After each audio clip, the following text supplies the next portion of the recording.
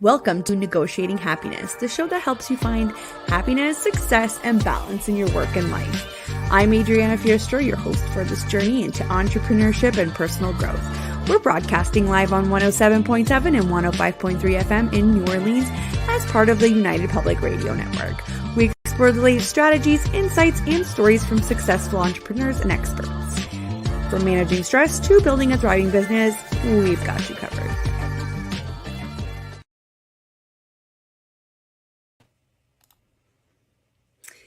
Good afternoon, everybody. This is Adriana Fiestro, your host of Negotiating Happiness, and today is Monday, December the 18th. We are so close to Christmas. You know the drill. Grab your coffee, grab your lunch, and come listen to another one of our shows here. We are broadcasting live on the United Public Radio Network and UFO Paranormal Radio Network at 105.3 and 107.7 FM in New Orleans, and we are also on Roku TV. Check us out there as well. Today, I'm super excited to be here with Zach here. Hello, Zach. How are you? I'm doing well, Adriana. How are you today? I'm good, thank you. Can you please pronounce your full name, because I did not want to butcher it on live? Yes, absolutely. My full name is Zach Fagerberg. Fagerberg, there we go. So Zach here is he's from Actualized Potential Wellness Coaching, and he is an NASM Wellness Coach, and he has a Bachelor in Health and Exercise Science and a heap of experience. So this is why I've brought Zach here to talk to us about the 4 pillars of wellness. Why? Because we're all entrepreneurs and we are burnt out. If you don't think you're burnt out, you're probably on the way. So this is why Zach is here, to kind of open our minds about, the subject and how to kind of manage it. He works one-on-one with entrepreneurs specifically, obviously. So here's a bit more about Zach. He was born and raised a multi-sport athlete, and even once he left athletics behind, he's maintained an active and fit lifestyle out of the enjoyment of the activities involved. Zach has been a successful trainer in big box gyms for almost a decade now, and has always had a passion for inspiring, motivating, and coaching others on how to create the strongest and most capable version of themselves. Through these many passions of Zach's, last year he founded Actualized Potential Coaching, through which he supports clients one-on-one in creating sustainable and impactful changes in their health and wellness by focusing on physical activity, nutrition, rest, and mindset, which are the 4 pillars. So I'm super excited to dive in today. And I want you to tell us a little bit about your company. Awesome, Go into Adriana. the entrepreneurial journey there. Yeah, absolutely. I appreciate so much the introduction and the opportunity to share time with the audience today. When I created Actualized Potential in 2022, I really did so out of a feeling of getting to a place of being stuck in the big box gyms I was working in. The big box gym I was working with at the time was, a company that operated hundreds of gyms across the nation. And I felt like I was starting to service my clients in more than just a personal training session, hour for dollars type of fashion. But there was real rigidity in their company structure, and there wasn't really room to make adjustments in how I wanted to serve my clients. Right. And so after a couple years of battling with that and kind of headbutting with it, I got to a point in 2022 where I said, wait a second, if I'm so frustrated, but I know how I want to do this, then why shouldn't I just create it? And exactly. So that's where Actualized Potential came from. And I think that it also really excited me to get away from just being in one brick and mortar location, because I love helping people. And so now that I'm available to clients virtually, it's a much larger opportunity to help those who are in need of my services, who are seeking them, compared to just being able to help people in one geographical location in a brick and mortar sense. It's amazing what the climate of, you know, these recently past events has created in terms of business and entrepreneurship. And I think it's opened up a door for many people who didn't have that view of how they would run a business before, right? So it's awesome to see how many industries just jumped right on it and made it happen, right? And every time I talk to people who are heavily into networking groups, they almost every single one of them has said, no, now we're all like fully virtual. We haven't gone back to in person, or we'll do, you know, like a quarterly event in person, and that's it. And it's funny how it's changed our mentality so much, and it's opened up so many opportunities for people like you who are used to only having kind of local contact with your potential clients, right? So that's amazing. So out of a problem, you've you know, managed to build a business out, and I love hearing that. And I feel like most of us were in that spot where we had an issue and then we were frustrated with it and said, you know what, I'm doing it. Yes, absolutely. And I don't get me wrong, I don't want it to come across like it's been all sunshine and rainbows, right? There's definitely been ups and downs and many bumps It and never bruises. is. It never is. You can't convince Just me. want to make sure we're keeping it real around Oh, here. a But hundred no, percent. really, really glad that I did make that decision in 2022, and it's just been such a fun journey and one that I'd never want to do differently. Well, actually, there's maybe a spot or two that I'd tweak something, but I'm so glad that I decided to, and I'm grateful for the people that I've met along the way. Right. Yeah, that was actually going to be one of my questions. So now that you've touched on it, if you were to start all over again in your journey, what would you do differently? Um, that's a really good question, Adriana. I think that I'm a very gung ho person. So when I get into something, it's almost like everything else doesn't exist. And I think that one of the big things, although we just talked about the shift to online business, one of the things that I would maybe do a little differently is how fast I cut ties and transitioned out of doing any in person work. I think that I just got so gung ho about the idea of having my own business built that was completely online that I really started to, I didn't necessarily burn bridges, but I maybe um, extra pressure on the business being developed at a certain rate by stepping away from the successful in-person business that I'd built for many years. And so I think that if I were to do it again, I might just give myself a little bit more time to bridge the gap, instead of just completely stepping away almost overnight from the in-person work, and just doing the online side of things. Right.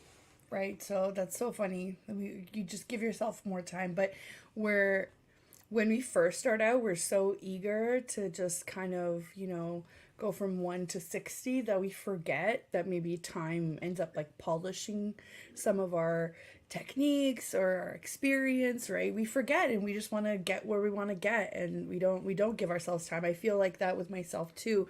I feel like I rush to start. I rushed to get my website out, and maybe I could have done it a little bit differently and you know, kind of taken the time to think about it more. But hey, we I guess we learned either way, right? Well, and I think that that's the important part, right? Is the learning. And I think that we as entrepreneurs are probably always at heart going to naturally be inclined to be the people who just jump in and get our feet wet and figure it out along the way, right? Yep. So I believe in acknowledging who we are as people and playing to those strengths. So yeah, sometimes it just takes jumping in and learning along the way. Yeah, no, that's right. And for anybody who's listening, I want to describe to you what I'm seeing right now because as I'm listening to Zach, I'm just looking at his background and it looks beautiful. Zach, tell everybody where you are located. So I'm located in Thompson Falls, Montana right now. It's a smaller city or smaller town on the northwest corner of the state, close to the Idaho border. And yeah, I'm right on a river that sits out back. It's pretty gorgeous up here. It's amazing. He looks like he has like the perfect backyard, overlooking the river with trees and mountains in the back. I can't even deal with it. So if you guys are listening, sorry, you're missing out. If you're watching this in a replay, it's beautiful. I can't believe you get to work looking at that every day. You know, I'm very fortunate for sure. That was one of the other transitions I enjoyed from getting out of the gym was, you know, there's only so much natural light that gets into a gym when you're there all day, every day. So now that And I get to have offices like this, it's a perk. and that's important. I feel like people don't realize that that's important, especially people that, continue to live in the corporate world. Or maybe they know and they just feel like they don't have an option, right? But there's a reason why everyone's like gunning for that promotion with like the corner office that's surrounded by windows. Like you need natural light. That is part of what makes us, human, I guess. I always say go outside and be a plant, but really, if I'm outside and I'm soaking up the sun, even if it's gray out and I can just sit there in the light, I automatically feel better. If you've never tried this, highly recommend. And, with that, tell us, is there like any science behind that? Is that kind of like part of the 4 pillars? Like, take us through that journey. 100% there's science behind this. I love that you're bringing it up. So really the pillar that out of the four that I would say it most often comes up in is actually rest. Oh, okay. From the perspective, and we'll tie this in with the science here. One of the things that I definitely work with clients on is quality sleep. Mm, Not just like, hey, I need you to go to bed at this time so that you get up at this time and get X amount of hours, right? But like if you're not sleeping well during those hours, that's an issue. yeah. And one of the ways that we can really promote strong quality sleep overnight is to ensure that we have a strong circadian rhythm, which if people aren't familiar with that term, that is just the natural 24-hour cycle that our body has in itself that kind of gauges where we're at in the day, and it largely gauges that off of the sunlight that's natural outside. Right. And so great little tool to install, like you said, getting outside, being a plant, and specifically in the morning, Mm, if you can get outside for even a 10 to 20-minute walk in the morning and even just remove sunglasses. I'm not saying, blind yourself or anything like right. that, but if you can really get natural sunlight directly in your eyes, it actually is part of signaling that natural circadian rhythm in the morning, which ramps you up for the day, gets you energized, but it also leads to a reciprocal reaction from your circadian rhythm in the evening. And your body much more successfully starts to signal all of the wind down and go to sleep mechanisms that lead to you going asleep and then staying asleep to get quality rest overnight. Right. Right. So, is there a difference? I mean, I've heard that there is a difference too if you're female versus male and how much you actually need to rest or get, quality sleep. Do you have any of the sciencey facts about this? I would say that I'm not necessarily I wouldn't necessarily, from my knowledge, speak to any differences there. I think that one thing that's definitely important to understand that comes into to rest for me, for individuals, is talking about where your nervous system is at, whether you're Mm-hmm. male or female. I think that I know I've met a lot of really amazing and incredibly talented female entrepreneurs in the last 18 months in my entrepreneur journey who run companies or businesses and have large teams and are very stimulated throughout the day. And so their central nervous system is very constantly put into fight or flight mode Mm-hmm. because of the amount of stress involved. And that leads to the necessity of a larger amount of time spent in downtime so that the central nervous system can be balanced and brought back to a baseline, because that's a huge part of succeeding in the rest pillar. Right. So I yes, it's not one of those things where it's the same cookie cutter rest approach for every person. It's very much about understanding, what does your day-to-day life look like right now? What are the challenges? What things are stressing you? And how also, what does schedule look like? I might say, hey, how many hours a night are you sleeping? And you say 7, and you're like, but it's not going to get to be more than 7. So we need to figure out another tactic besides just saying increase sleep overnight to Right. help balance that central nervous system out. Right. Yeah, I'm terrible with this, and this is probably the first thing that goes when I'm stressed out is sleep, because then magically my brain just goes, it's fine. There are 24 hours in a day. You just have to stay up longer and you'll get it done. Right? Which is so flawed on so many levels. And I mean, it's not uncommon that people, especially with young children too, they live off of 5 hours of sleep a day, and that really catches up to you very quickly. So, that's definitely something that we need to work on.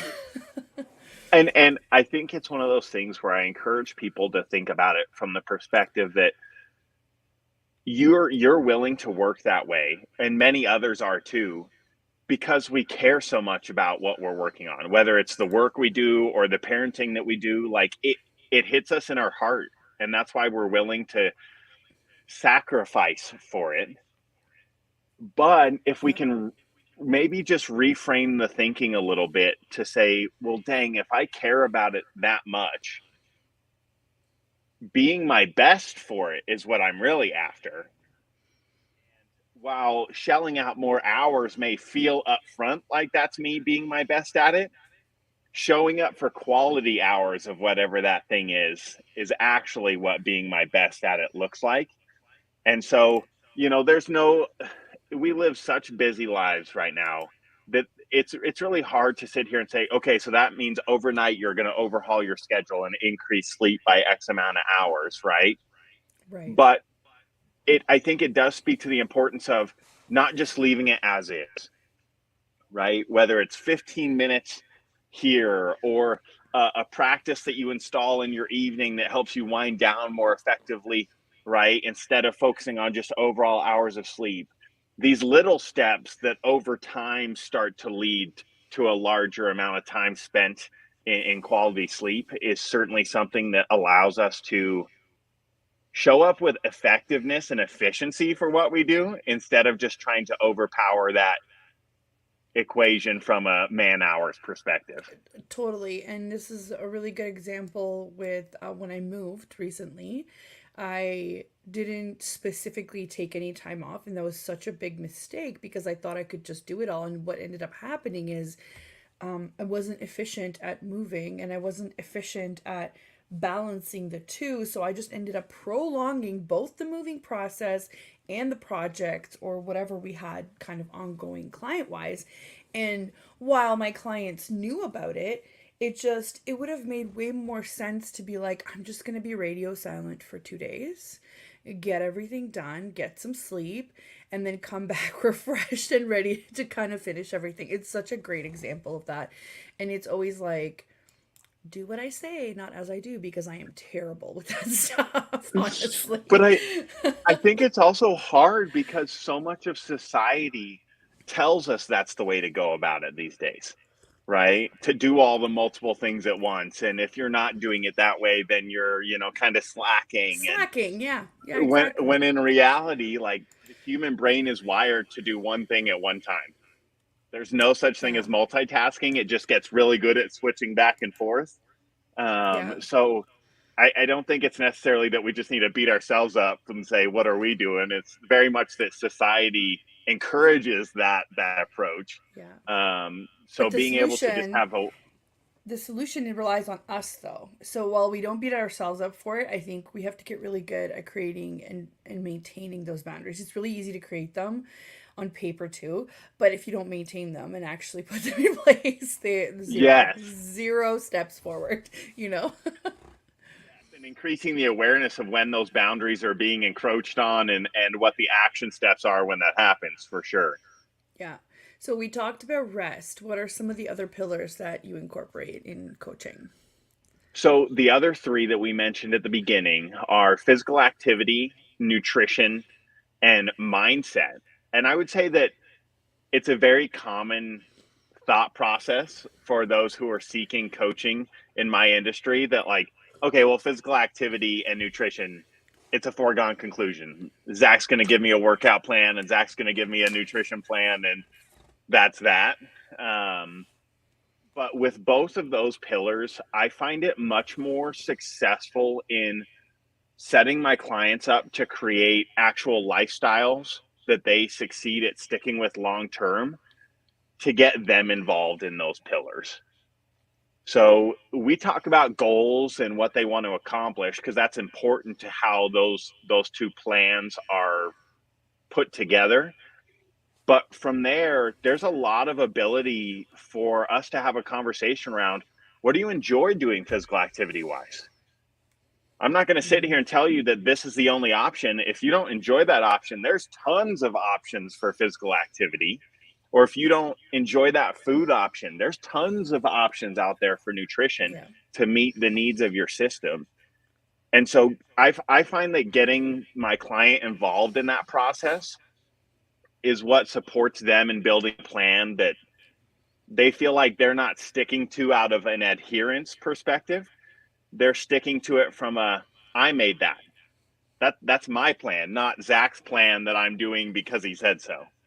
Right, or it's not like some cookie cutter, I love I love videos these days where, ChatGPT will spit out a plan for you, no problem. You just have to give it a couple of parameters and it'll put it together for you, right? So it's not that type of um advice. It's very custom to that's my understanding of what you're saying. It's very custom to each whatever your needs are.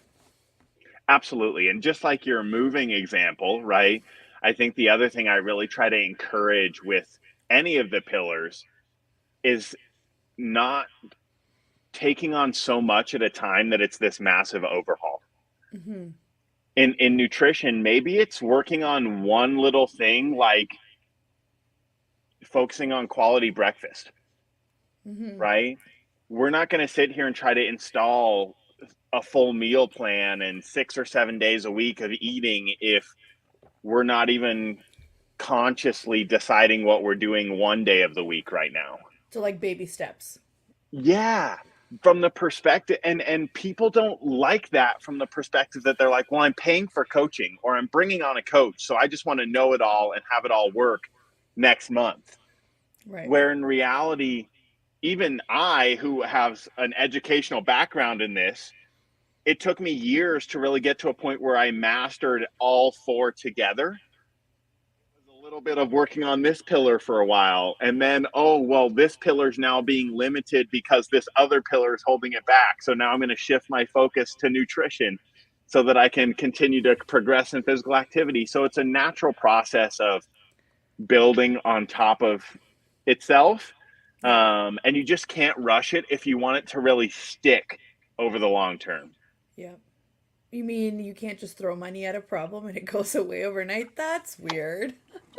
Oh man, we as entrepreneurs are hopefully familiar with that problem, Yeah, honestly, or with that fact. it's the same for me. Let's say somebody comes to me and says, I want you to put together like a system for me for my operations, right? So it would be like a done for you kind of thing.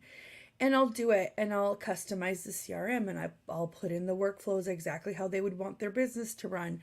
And I'll, create videos for training to show them how it works and how they could make minor changes themselves.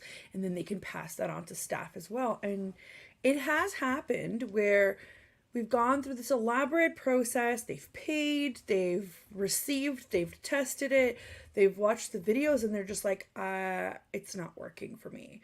And it's because you're not putting in the time and effort to learn how to do it.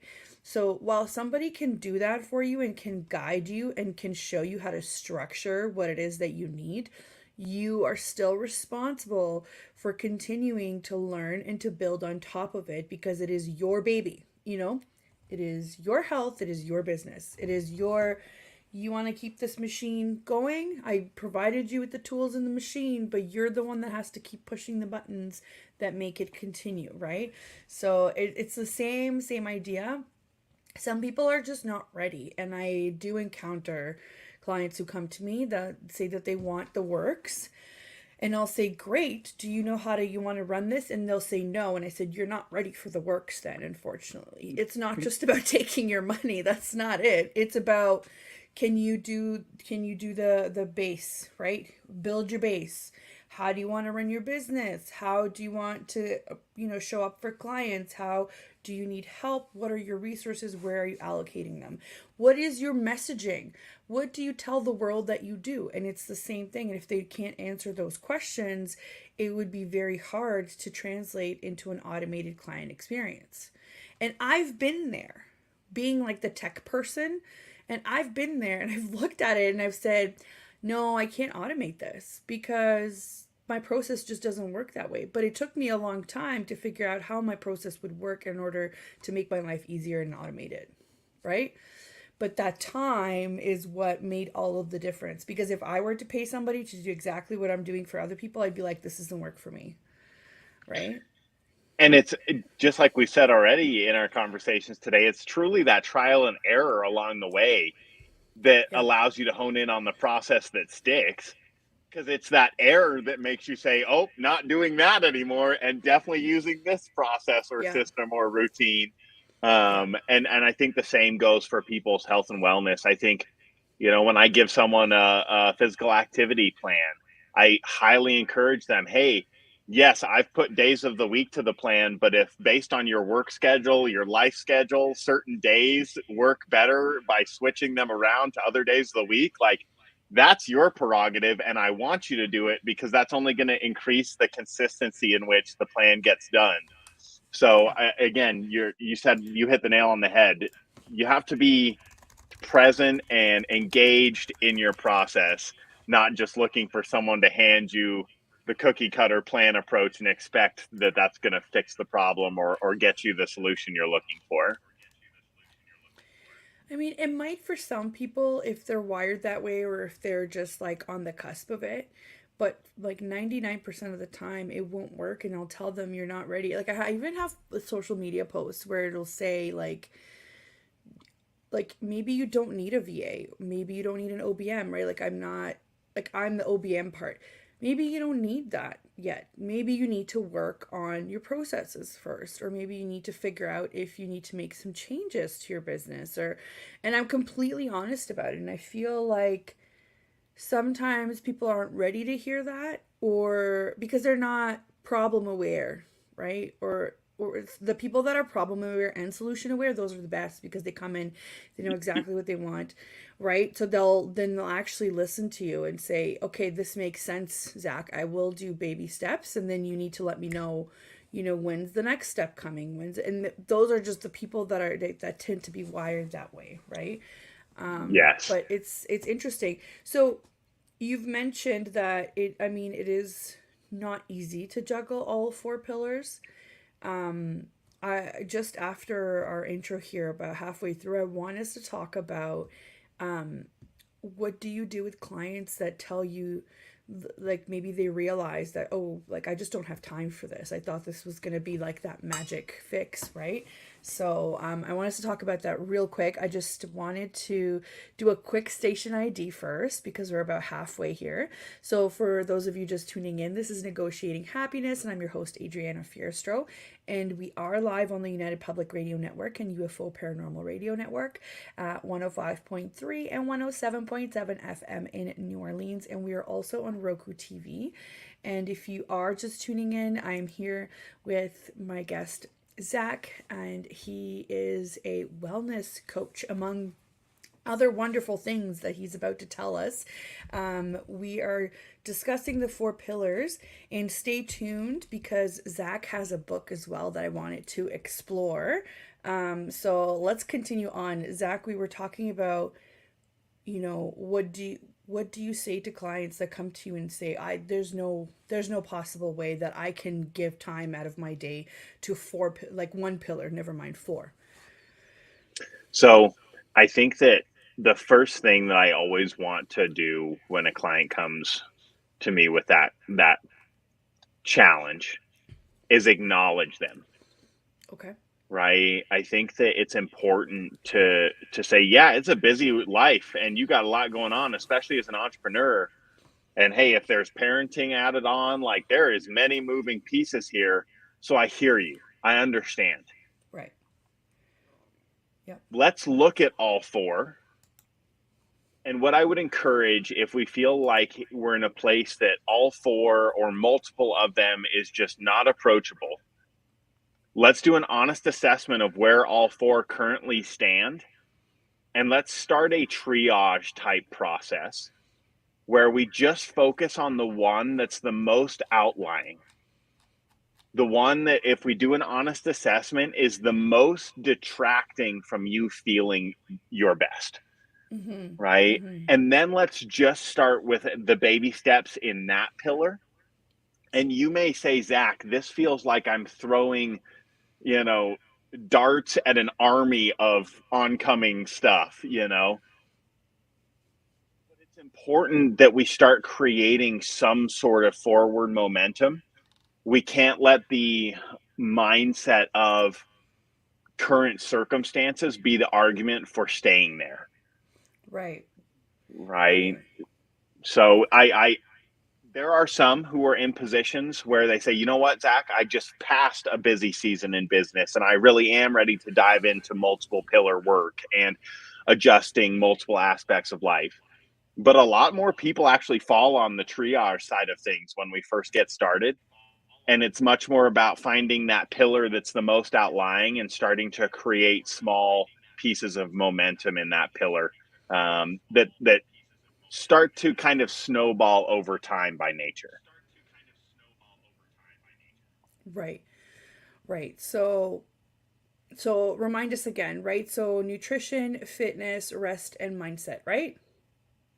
Correct. And I will say I'm a little picky on wording. I do swap the word fitness out for physical activity just because I really want Okay. to hammer home the messaging that it doesn't have to be necessarily this like fitness level orientation, Yeah. right? There's just general good health and wellness that can come from many arrays of physical activity that don't necessarily equate to what I think some or many people think of when the word fitness gets put in the equation. Yes. No, you're totally right. You're totally right. It does create a more friendly environment for thinking of, hey, how can I be physically active rather than how can I get into fitness? Because that seems like such a daunting conversation for myself too, right? Totally, totally. Yeah. And so physical activity, nutrition, rest, and then mindset, which is the one that we haven't talked about too much specifically, but I think that it is my favorite and it's also the most important because Yeah. it largely determines how successful you're going to be in working on any of the other three as well. Agreed. And I think that it's probably the pillar that people least expect when they look for someone in the health and wellness or even fitness arena when it comes to movement and nutrition coaching. Um, but I really am big big what's the word I'm looking for? Believer in mindset being something that can't get left behind because Right. I did that to myself at one point and found myself in a very dangerous place from a mental health perspective. Right, which is important. And just to cut in quickly here, hello, Helen. I'm so glad you're tuning in here.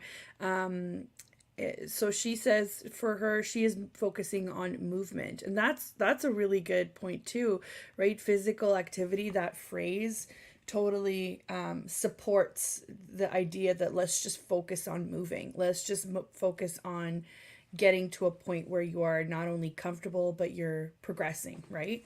So thank you for that, Helen. Absolutely. And I love that Helen used the word movement too. I think that's another one of those words that keeps it open to whether it's going to do something outside, whether it's going to do something guided yoga wise on a YouTube video at home. Yes, whether it's doing movement that helps you recover from the multiple surgeries, Helen. That's something that can take on many shapes and sizes and doesn't need to be honed into one word or one approach for sure. Right. Totally. That makes total sense. I'm so glad. Helen, that you're working on all of this stuff. I need to take a more active approach on that. I feel like at the holidays we're just, trying to tread water, and this is, I feel, a good time to rely on the whole mindset thing of the whole, like, okay, let's take a step back, let's try and breathe through this and remember, the positive things. But how do you phrase it to your clients about how to So start on mindset work? I think that one of the big keys to me with mindset work when it specifically relates to your health and wellness is just like you said, when a client comes to you and wants to create, wants the full works package, right? What's your why? Why have you decided that you want to work on your health and wellness? What's driving you right now? Because if there's a big gap in being able to answer some of those questions, that's where we need to start. Right. Maybe we need to start with a little journaling. Maybe we need to start with a little bit of prompts that question you to dig in from an awareness perspective on what lights you up, motivates you to Yeah. want to be a better version of yourself.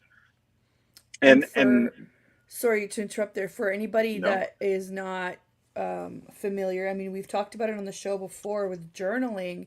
A lot of successful people do it, and it is a perfectly, you can time it. You can just give yourself 5 minutes, and it's fairly cheap. You actually can do it on the computer too, but I believe the science behind it is if you're writing it out, your brain, your connection between your brain and your hand is different. You can process things, and it gives you a little bit more time to process as you're writing.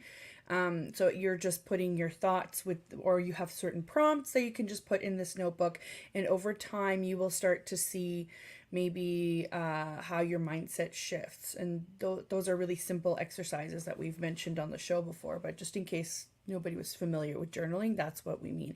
And I know at first when I heard it, it sounded silly because it's like, I'm not 10 with like a little diary with a lock, but really I feel like that is such a great tool, even for 10-year-olds and for entrepreneurs, to kind of express the things that are holding them back. So, I yeah. think expression is such a great tool to use journaling for. And I think also just increasing awareness. There's been Yeah. times where I was like, oh, I didn't even know I was thinking that until I wrote it down answering a journal prompt, right? So Yeah. I think that in terms of self development requiring increases in self awareness, right? Journaling can be a really powerful tool there. And so, building on the mindset conversation, once the foundation of what's driving you, what's your why behind bettering your health and wellness at this point in your life, then I think it's about taking the action steps of connecting that to the things that you're taking action on daily. There are Mm. so many people that pay for the cookie cutter workout program, and when they go to the gym that day, they tell themselves mentally, cool, checked that one off the list for the day, right? The only problem with that process is that a month later or 3 months later, your brain's like, just checking something off the list isn't, I don't think I'm going to go today. That's not really motivating, right? Yeah. Versus if we can start building in the habit, and it's a lot of mental work at first, but when you're going to do your physical activity, going through the mental process of connecting it to, hey, I'm doing this because it helps me achieve that big why that you connected to in your journaling and in your foundational mindset work, Yeah. right? And sooner or later, compared to the other situation, 3 months down the road, difficult day where you wake up and you're like, I don't know if I feel like getting moving today, right? Instead of your brain saying, all I would do is check off a to do list item, you say, but wait a second, that thing still helps me achieve that big why that I set out for in the beginning. And so even though I may not feel like it's exactly what I want to do today, I'm going to follow through on it because I still want that big reason. Yeah. So I Yeah. think that to me is what some of the mindset work looks like when it comes to health and wellness, and starting to create that kind of integrated awareness around why you're doing what you're doing instead of just doing it to do it. Right. And isn't it that the saying goes, success is like 5% intelligence and 95% consistency? Because this kind of follows right into it, right? So it doesn't have to be something overly brilliant in your workout plan or your nutrition plan, but if you are consistent with it, you will see success. Now, obviously, there are other factors here for a lot of people, like, mobility, like physical ability, or, health issues, or hormone issues, right? That will impact some of the success that happens. But I think if you work on the mindset portion, you will open yourself up to think about it differently. So you won't take failure as hard as somebody who hasn't done the work, right? I did a whole episode on how to embrace failure because it's not actually as bad as we think it is, right? And it kind of provides a baseline for things that we don't want to happen, or things, or how to pick out the good out of the process, and figuring out why things failed. It's kind of the same thing, right? Like if you're consistent and you're seeing some success but not the success you want to, I feel like it's mindset that will kind of get you over that hurdle, you know? Absolutely. And I love that you talked about failure there. I think so. I read a book earlier this year by Ryan Halliday called Ego's the Enemy. Mm-hmm. And at one point through reading the book, I had this realization, or I don't know if realization is the right word, maybe just my mind connected some dots. And I had this thought about the word failure and how I think failure is really the same word as learning. Mm-hmm. Failure is just seen through the lens of ego, and learning is seen through a lens that lacks ego. Yep. And so it's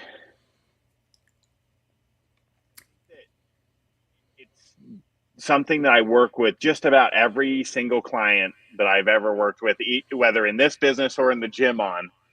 And it's the understanding that consistency doesn't mean perfection, Right. Right. right? It doesn't have to be perfect to be creating progress. So, um, yeah, my mindset is without a doubt the tool that if you can develop, no one gets to take it away from you. It'll always be with you. I think it's very much determinant in how successful you are in business or the other pillars, whatever you're working on. Totally. And I think the fact that you're making this differentiation between, or this connection, I should say, between failure and learning, the two words, I think that shows that you operate on a growth mindset, right? So you're not limiting yourself by saying, I failed. What you're saying is, I learned XYZ, and I think I'm going to try it this way next time, right? Because that leaves room for growth. Whereas if you say, I failed, this is the worst, it's like, okay, so that's it. It's a negative thought. It doesn't show any progress that you've made, even though there might be progress in there, right? So it's really important to operate from a growth mindset to begin with. And if you're not there yet, you're gonna take these failures really hard, which in whichever pillar you're in, right? And I have those days too. You can still operate from a growth mindset and have those like pity party days where you're just like, why am I so bad at this? Or why is it that I've set, a goal for myself to go to bed at a decent time and I still can't make it? Or, oh my God, I can't believe I wasted so much time doing XYZ instead of this, right?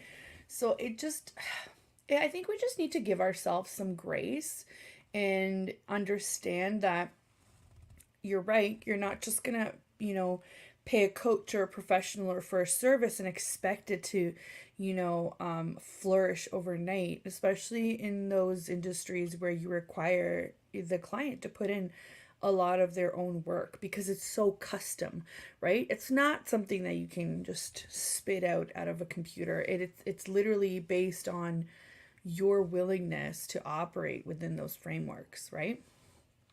Absolutely. And I think that that's something that I really thought about hard when I was building my business. And I love compared to when I was working in the gym and I was so busy with such a full client load to pay the bills that I could only talk to you or answer your questions for the hour we were in person together in the gym. And now my one-on-one clients can access me all day, Monday through Friday, every day.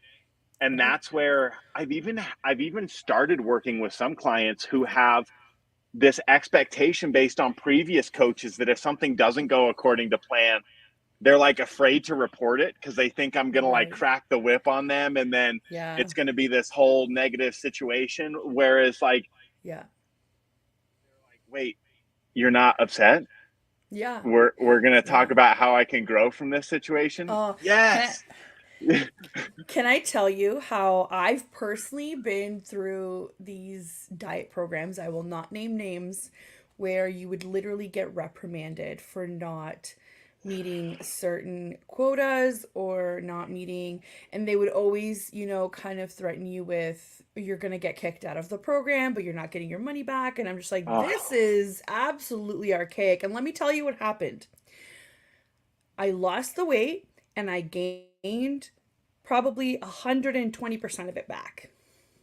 So it just shows you that how you go about things really does matter. That the results need to be consistent and long term, not just short term. But we're, as a society, we're so obsessed with, instant gratification, that we forget that we're not just living for tomorrow. We're living for, like, 60 years from now, 70, 100, whatever. So it's funny that you say that, because I've personally experienced that, where I would be afraid to write down on like this little diet sheet exactly what I was consuming or not consuming, because at one point it was so unhealthy that I couldn't even get to the minimum calories allotted, yep. because my body was just fighting back like consistently against it. And I'm talking like 800 calories a day. Yeah. That's not a Terrible lot, stuff. right? Yeah. No, So that like is not livable by anyone. trauma coming back as you're saying that. I'm like, yes, people actually do this. They reprimand their clients in such a horrible way. It's awful. Awful. And I think that at our very core as humans, we all want to be good. Yeah. We're all trying our darndest, Yeah. right? And to reprimand someone who's brought you on to support them in a process is not approach, if you ask me, that's going to lead to success. And I say that from, I've had more personal experience with reprimanding coaches in different points of my life than I'd like to say that, but helps me say with confidence that it's not the approach that leads to someone achieving being at their best. Right. I think it's Yeah. empowering people. It's reminding people that, hey, just because you made a mistake, that doesn't define you. That doesn't determine your ability to succeed or not in this process. The next step does. So all of it comes back to mindset. Right. Exactly. I'm so glad that we're on the same page about this. Oh man, Yes. yeah. I think nutrition too takes a similar approach as physical activity, because we keep hearing people, being successful for a while and then just kind of falling, out of it. And you and I were talking right before the show started that vacation is probably one of the worst times to get to get in and out of a routine, right? But it's necessary. So what's your approach with that? If somebody tells you, hey, I've completely fallen off the wagon because I went on vacation, how would you approach it? I would say that, so I made a little reference to it earlier. Let's pick one meal, Yeah. and usually I'd encourage starting with breakfast. I'd rather build from the first part of the day into the latter half than let whatever you want to happen in breakfast and lunch happen and then say, let's hone it in for dinner, right? Right. I think starting the habit at the beginning of the day, but taking the pressure off and saying, look, really talk to you about what lunch and dinner look like right now. Like, here's some ideas for breakfast. Let's talk through them to make sure there aren't foods that I'm thinking that you're not going to want to intake, right? Hone in on a few ideas. And then over the next few weeks, I'm just going to ask from a nutrition perspective how breakfast is going. Yeah. Right. Once we get to a point where for a week or two at a time, you can check in daily and say, hey, nailed my breakfast this morning, hit my morning energized, felt good. Then we can start to talk about, okay, are you active in the morning from a physical sense? Like, do you need a snack in the morning, or are we just talking about going to lunch next? And we can kind of start talking about the next steps in the day as you build consistency one step at a time. Right. That sounds great to me. So we only have a couple minutes left, but I really wanted to show everybody here. You wrote a book, and if you look in the description, you'll find the Amazon link for our American friends and the Amazon link for our Canadian friends as well. I just ordered it actually today. I meant to do it earlier and I just didn't have time. I can't Thank you wait. so much. Yeah, I can't wait to get it. So for anybody that's listening, I've just put up a picture of the cover here. So it's a culmination of lessons that helped me build an intentional life. And tell us a little bit about the book. Thank you so much, Adriana.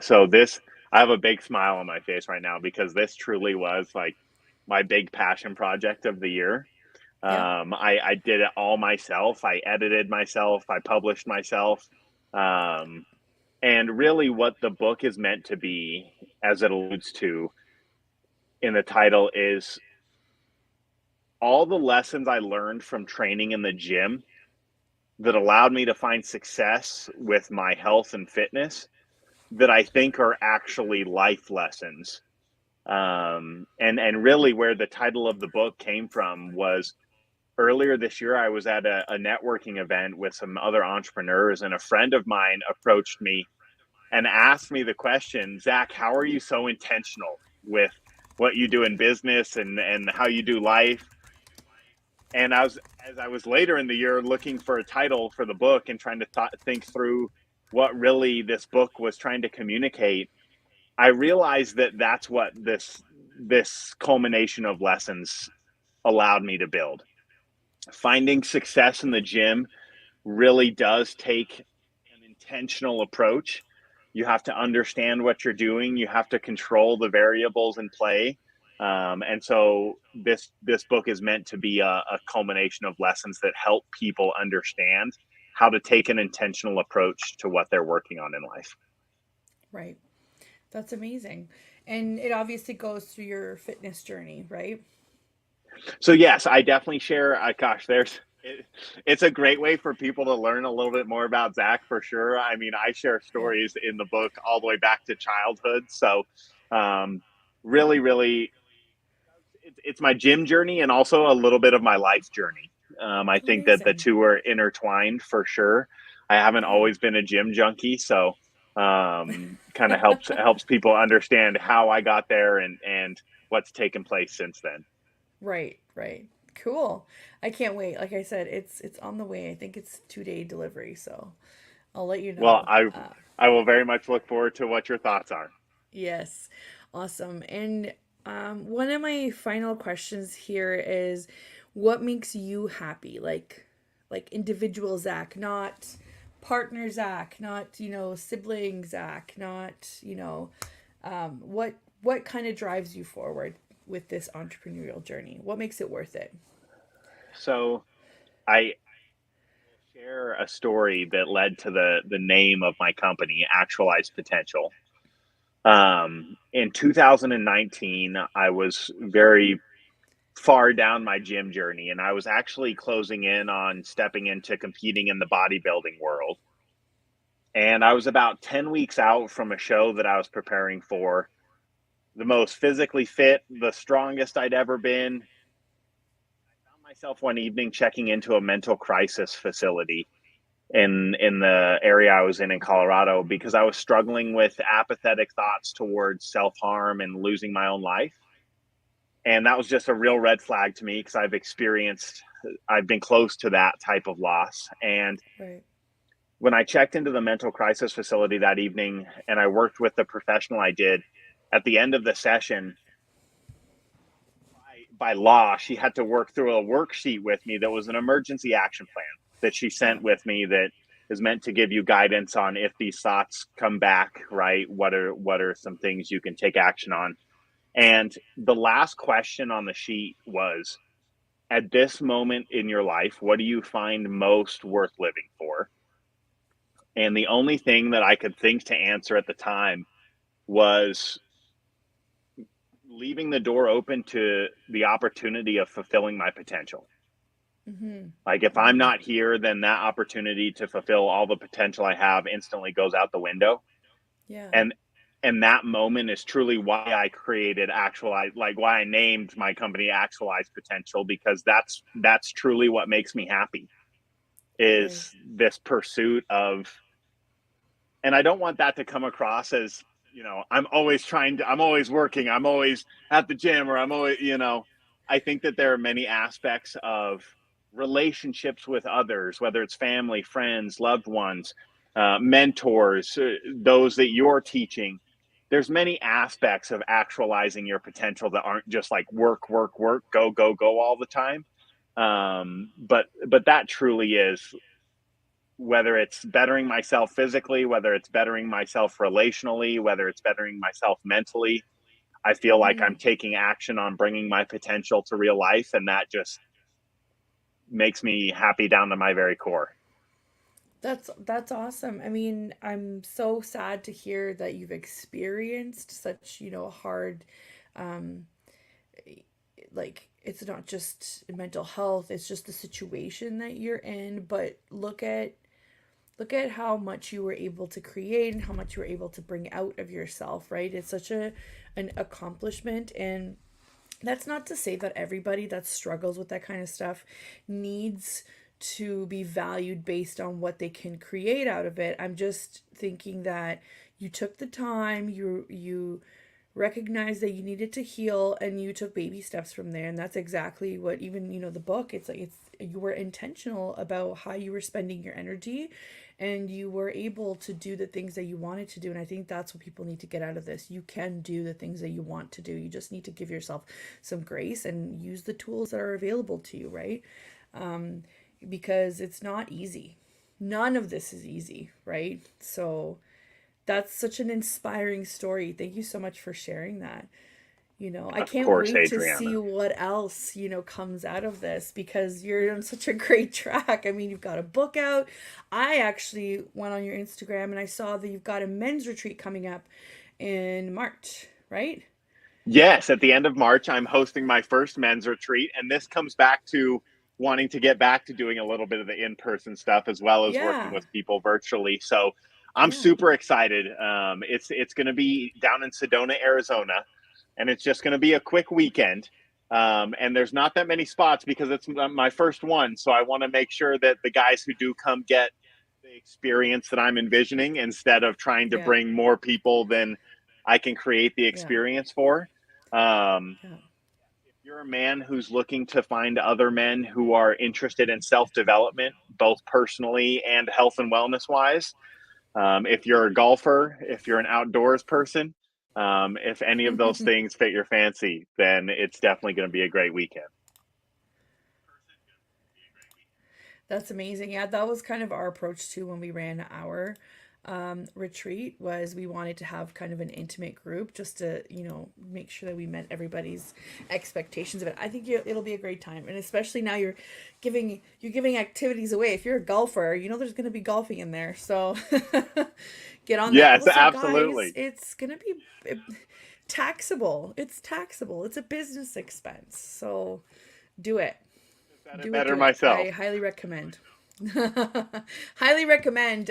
We're actually trying to run another one. We're just kind of putting the details together. So that's so exciting to see that it's coming back. We're getting back to in-person activities. So yeah. For sure. Well, And there's no, links or anything like that in the show notes for that. But if people are watching the replay or tuning in and they're interested, you can just shoot me a DM on Instagram. My handle is here right below my camera. yes. Or you can connect with me on my website, which is linked in the show notes. So either way you want to Yeah. reach out, we can talk retreat. I've also pasted it in the comments, guys. I've pasted Zach's website, and I've also pasted where to get his book. And you can see here how you can contact him on, like you said, on Instagram at Zach Fagerberg. And he will give you the details. But I'm sure you can see it once you go on his profile, because I think it was like the fourth post down. So amazing. Yes, and I'll be continuing to chat about it. Yes. Thank you so much. We are at the end of the show. I'm sure we could have gone into a whole other slew of topics as well. So we'll just have you back next year. Maybe you'll come back before the retreat and we can talk about that a little bit more. For sure. But thank you everybody who tuned in. And again, thank you to the United Public Radio Network and UFO Paranormal Radio Network for giving us this platform. Can't wait to bring you guys even more entrepreneurs to talk to about everything, where we keep it real here. Successes, failures, personal life, professional life, we want to hear about it all. And thank you to everybody that tuned into the chat. We always welcome people with questions or with comments. And a really big thank you to Zach, who took the time to be here and tell us about, his coaching practice and, revealing a couple of golden nuggets there of information that we can take through and apply to our day-to-day lives. And next week is Christmas here on this side of the world, and but there are so many other holidays that we're celebrating in the next month or so. There's Yule, there's Hanukkah, there's oh my gosh, there's Christmas, New Year's, I believe there's a Zoroastrian holiday coming up too, and I'm probably missing a couple here. What's another one that's really on there? I had this all prepared and now I'm just all I was going to say, you're the travel expert. You would know much better than I. There is another one and I completely forget here. Let's see. I can't end the show like this. I'm going to be super upset about myself. Let's see. Let's see if Google can help us here.